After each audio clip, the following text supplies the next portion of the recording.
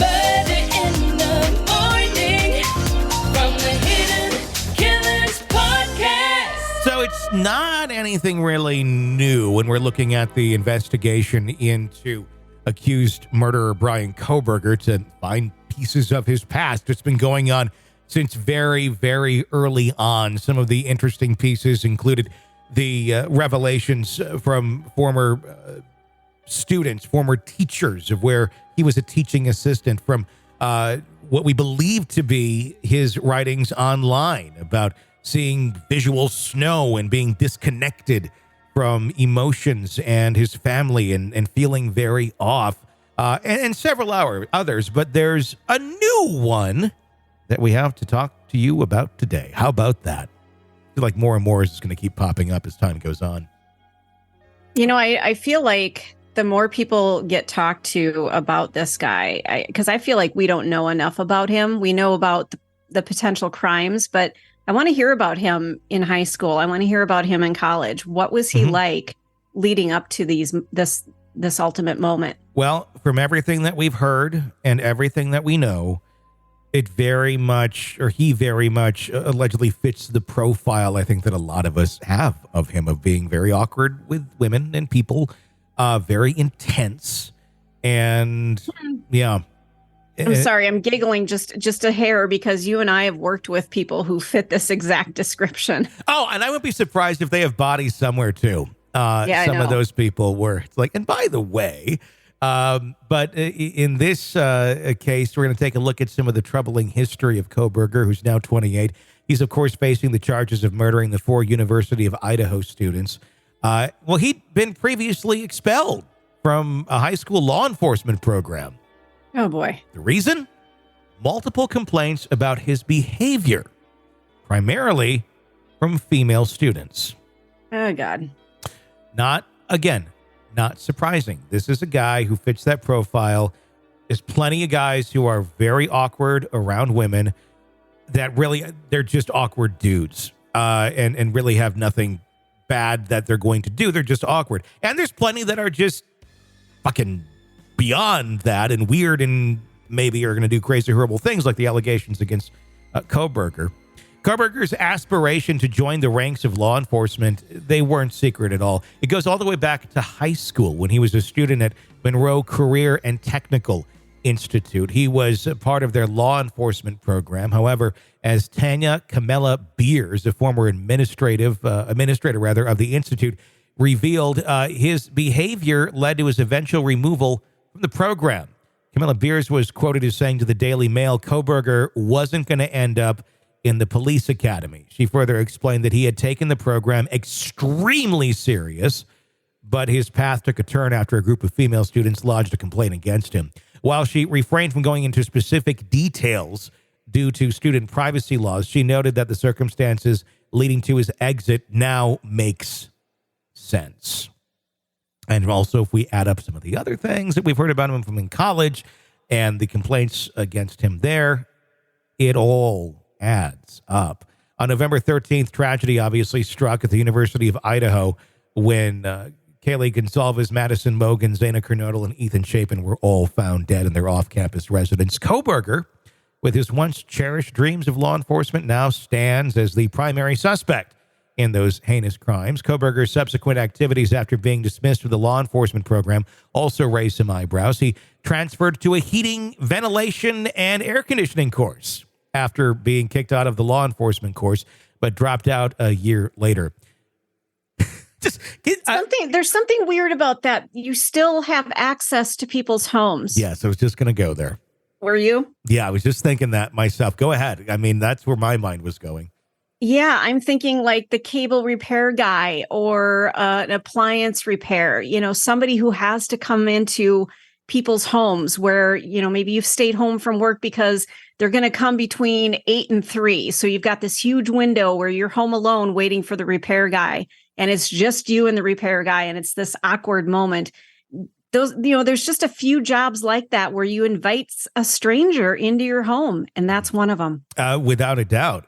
And if there's been parallels drawn to BTK, and I don't think there's really a ton of really strong ones. to BTK, but BTK was an ADT security salesperson. I didn't know that. Yeah, he sold ADT.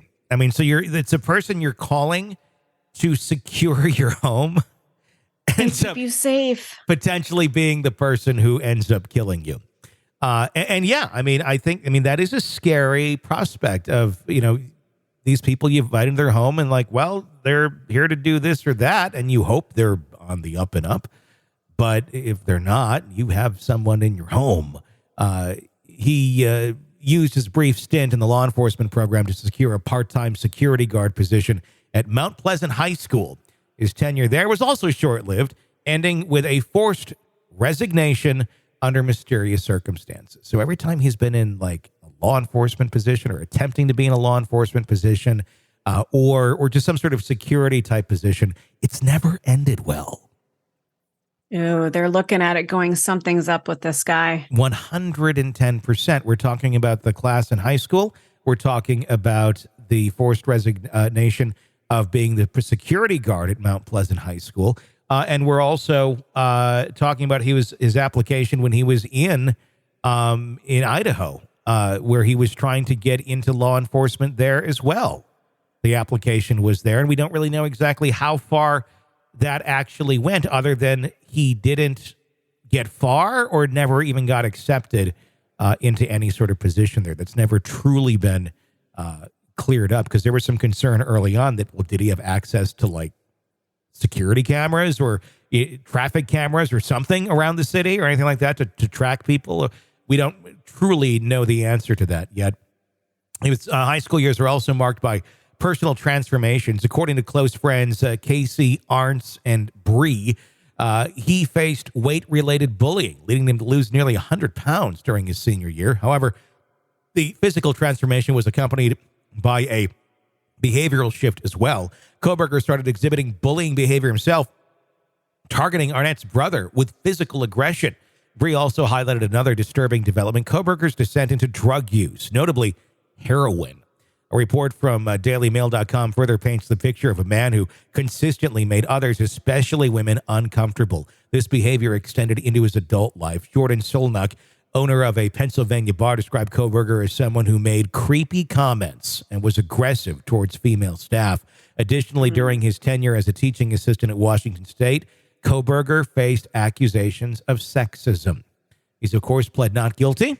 He's set to face trial on October 2nd. The judge reinforcing that just last week in that pretrial hearing. The pretrial hearings have been very contentious. The defense demands more time to address potential procedural issues with the grand jury indictment from May, and they're also pushing for further disclosure of the DNA profiles that prosecutors plan to use.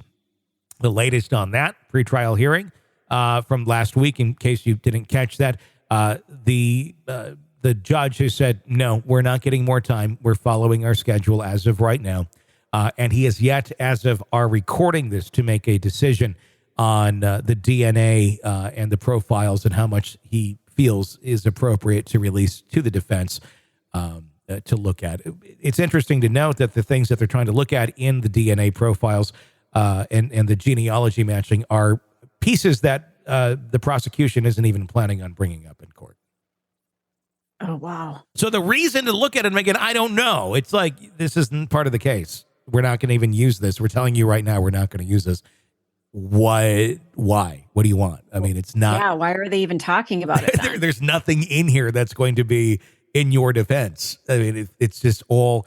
I feel like the Kohberger defense keeps going down roads that they think may lead somewhere, but in the end, it's like there's dead end signs or like giant cliff ahead signs. And they just keep pressing the gas, hoping that maybe a deer will run in front of us and stop the car. I don't know. Man, they're just grasping, aren't they? That's really how it feels. I just did a piece yesterday here on the podcast talking about one of their experts that they brought in.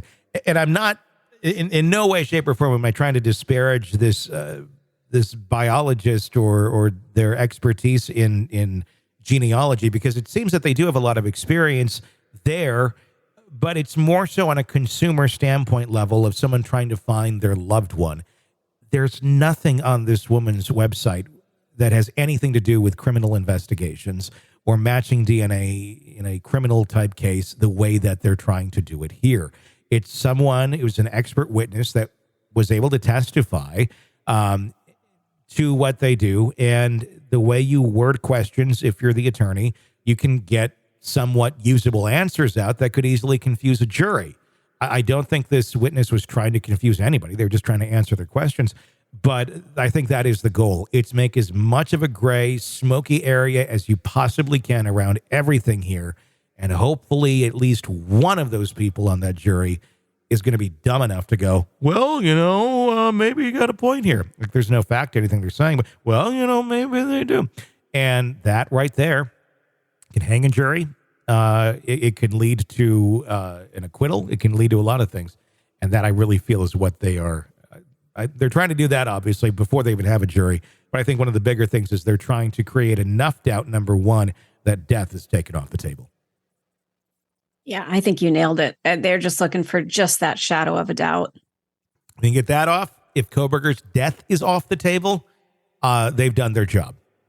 And Ann Taylor can walk away feeling satisfied, even if he is sentenced to life in prison. Going to be very interesting to watch as this continues to inch closer and closer to October 2nd. What say you, Stacey? Are we going to make the October 2nd date? Or is there going to be something that happens between now and then that delays this? I'm going to go with something's going to happen. And I can't quite predict what it's going to be, but it's going to be some sort of a bombshell that's going to delay things another 6 months. Scooby-Doo was involved in the investigation, and he licked the knife sheath. That is what's going to happen. You're locked into the Hidden Killers podcast. Want more? Start binging on all of our true crime podcasts right now through Apple Podcasts and get an ad-free experience when you sign up to be a True Crime Today Premium Plus member exclusively on Apple Podcasts. More of the Hidden Killers podcast dropping soon. Press subscribe now.